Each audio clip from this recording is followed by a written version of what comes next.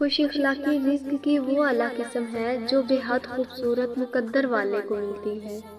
دنیا وہ ٹرین ہے جس کے ہر مسافر کی منزل موت ہے۔ اگر اللہ آپ کی پہلی ترجیح نہیں ہے تو وہ کبھی آپ کو نہیں مل سکتا۔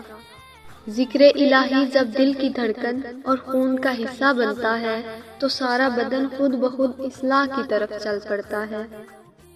مثبت سوچ اور اچھا گمان ایسی ڈھال ہے جو شیطان کے کاروبار کو بھی سہ جاتی ہے۔ اگر انسان کو یہ بات سمجھ آ جائے کہ زندگی سفر ہے منزل نہیں، تو زندگی کی ساری الجھنیں ختم ہو جائیں۔ اللہ کی تلاش کا سفر باہر نہیں، آپ کے اندر ہے۔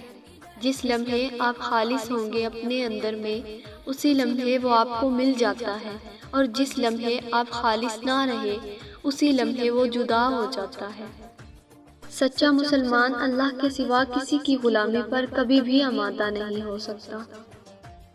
کوئی الجھن پریشانی کبھی الجھن اور پریشانی نہیں ہوتی، سب دیکھنے کے انداز ہے۔ اگر کوئی پریشانی اللہ کے قریب کر دے، اس خوشی سے بہتر ہے جو اللہ سے دور کر دے۔ اللہ کی محبت انسانوں سے محبت کرنے سے عطا ہوتی ہے۔ جو اس کی اشرف تخلیق سے پیار نہیں کرتا، وہ خالق سے محبت نہیں کر سکتا۔